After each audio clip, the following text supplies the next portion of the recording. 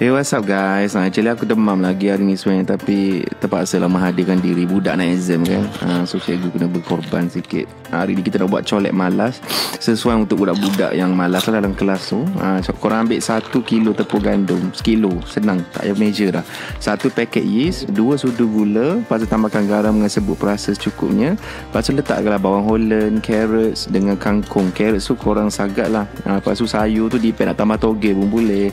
Lepas tu letakkan air 1 liter. Yang ni aku dah measure siap-siap dah. 1 kilo tepung guna 1 liter air. Itu saja. Lepas tu kacau-kacau. Lepas tu korang boleh tutup. Nak tutup, tak ada plastik, tutup dengan pinggan pun boleh. Tunggu sejam, dia akan kembang macam ni.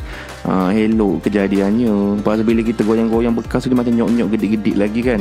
Lepas tu boleh goreng. Goreng minyak panas-panas. Tapi dah goreng tu tengok lah. Ada yang pergi tengok cerita kat TV lah, pergi membawang lepas tu hangus. Tengok betul-betul bagi garing macam ni. Untuk sos dia, ambil 1 cawan sos Thai. Pergi supermarket cari yang ada logo ayam serama tu, beli yang tu je. Lepas tu tambah 3 cili padi, 2 ulas bawang putih, setengah cawan air, 2 sudu gula Melaka, tambahkan 1 sudu kicap, 1 sudu sos ikan, and then garam dengan serbuk perasa lah. Lepas tu bagi mendidih, masukkan sikit air tepung jagung untuk pekatkan punya kuah. Padamkan api. Pada korang peras separuh biji 5 nipis, masukkan bijan. Bijan tu optional, kalau tak ada pun tak apa. Lepas tu bolehlah buat lah macam duk kat kedai kan, kau potong tebok kukang-kukang macam satu dapur boleh dengar tu. Lepas tu sedia untuk dihidang. Tuanglah kuah tu kat atas. Tapi yang ni perfect lah buat untuk moreh kan.